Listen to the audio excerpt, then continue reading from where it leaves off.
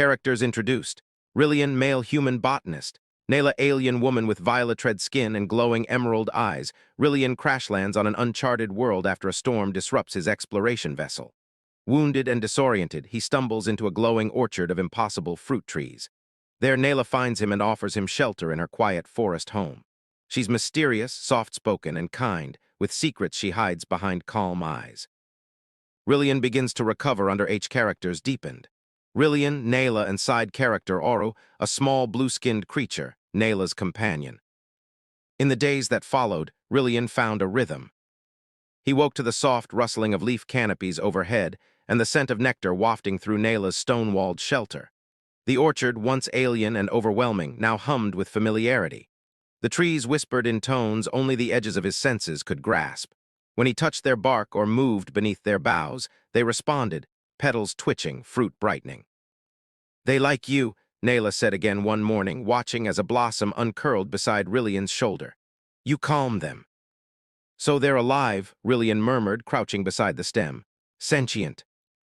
"Not as you are," she replied, brushing her fingers along a vine. "But aware, ancient, they feel intention, some say they remember." Rillian stared at the tree, wonder and unease mingling. "How old are these plants?" "Older than my people," she said. "Older than the ruins beneath." Oru chittered from a nearby root cluster, carrying a bowl of fresh pollen fruit. Rillian took one and bit in, juice dribbling down his chin. "Thank you, Oru," he said with a grin. The creature blinked, then offered a soft chirp in return. Nayla smiled. "He's warming to you, he usually takes longer."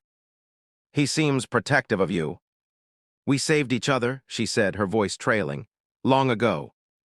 They tended the orchard together. Rillian learned to coax the song of sap from a singing vine, to plant his feet in rhythm with the soil's breath.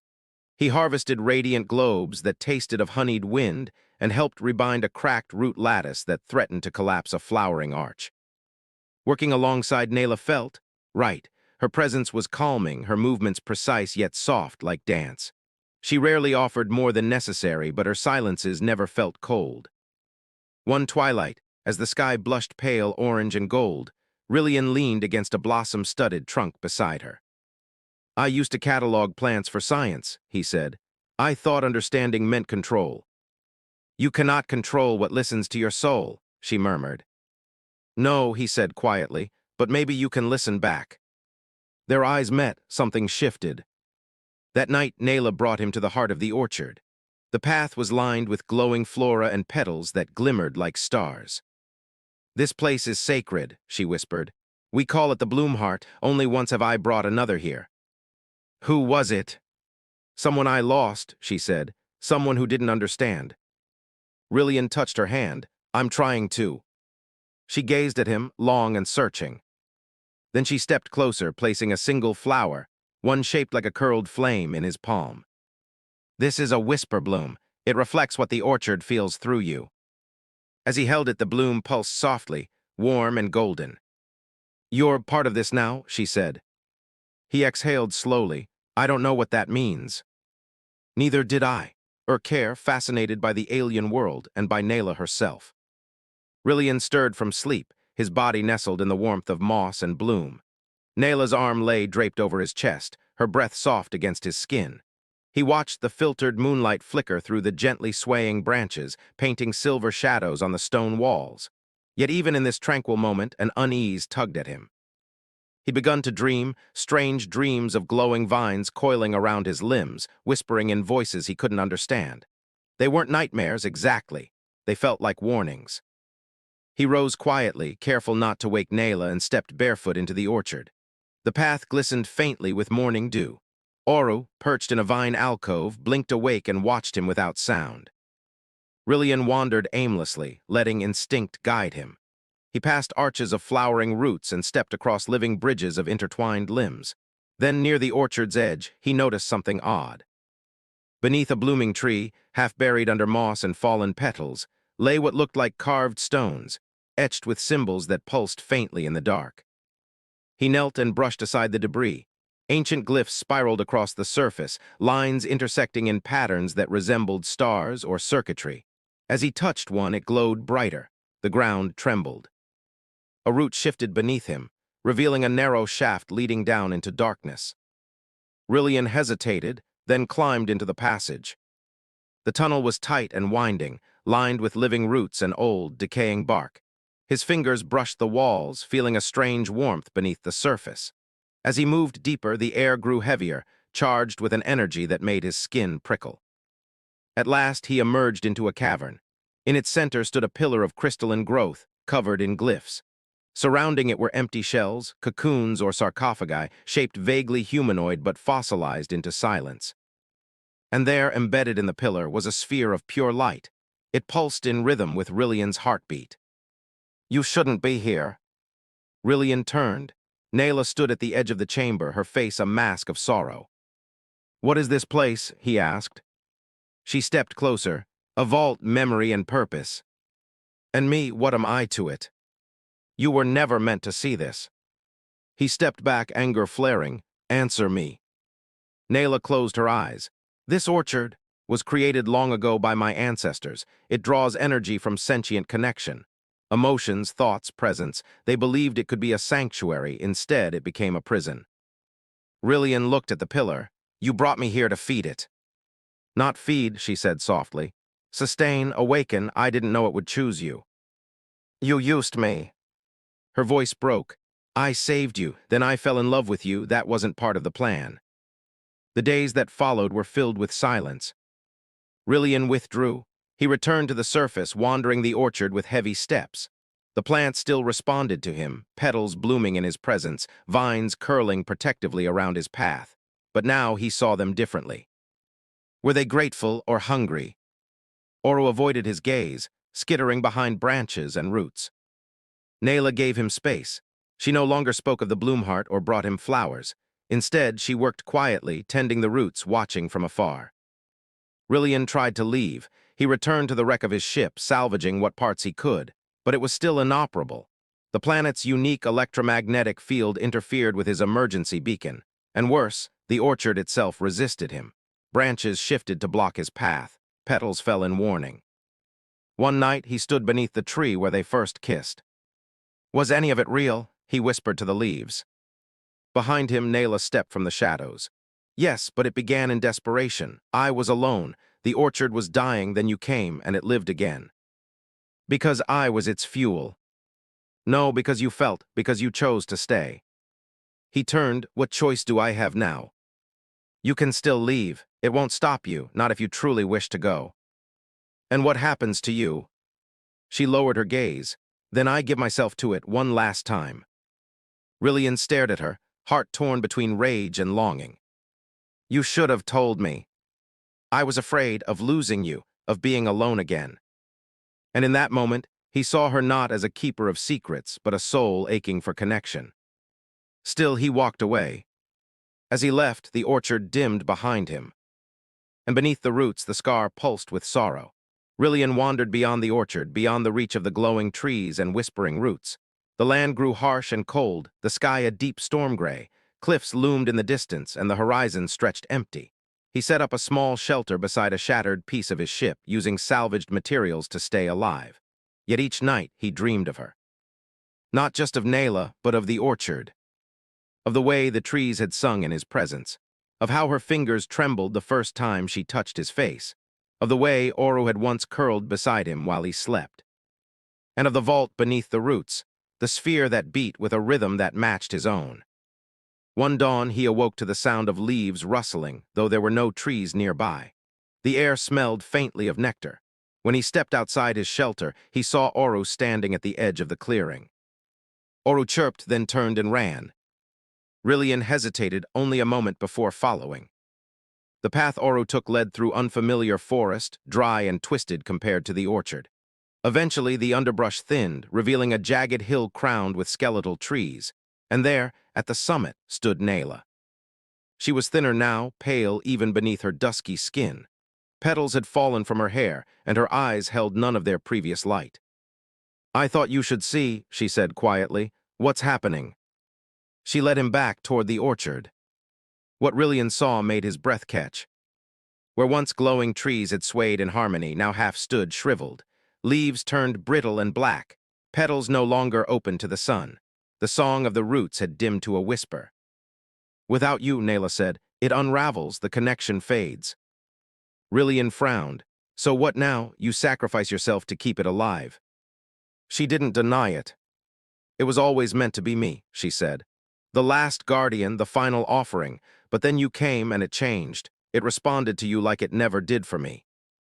Because I'm human. Because you loved it without needing to own it. Because you felt without seeking gain. The orchard remembers those who give freely. He turned to face her. And you think if I go back, if I connect again, it will survive. Not if forced, only if chosen. Rillian stepped back. I don't know if I can trust you again. Nayla lowered her gaze. Then let me show you something. She led him deep into the orchard, further than they had ever walked. The trees here glowed faintly, still breathing but fatting. Finally, they reached a small glade encircled by crystal roots. In its center lay a pool, still and reflective. This is the bloom's memory, she whispered. Step in and it will show you not just its truth, but mine. Rillian hesitated. Then slowly he walked into the pool. The water shimmered, cool against his skin. Light surged around him. Visions struck him like lightning. He saw Nayla as a young guardian, standing proud before elders who scorned her. He saw her weeping alone as the orchard dimmed for the first time. He saw her discover the vault, awaken the glyphs, and realize the orchard's hunger. He felt her pain when the first traveler she brought perished, her guilt, her solitude, her hope when she found Rillian, and her fear, terrified that he would leave if he knew the truth. Rillian gasped and staggered from the pool, breath heaving. Nayla knelt beside him. You saw. I saw everything. She reached for his hand, and this time he didn't pull away. We can't keep feeding it sacrifices, he said as they sat together beneath a bloomless tree. There has to be another way. The orchard was made to preserve memory, she said, but perhaps it can evolve if it accepts a bond not of ownership or consumption, but of balance. A bond.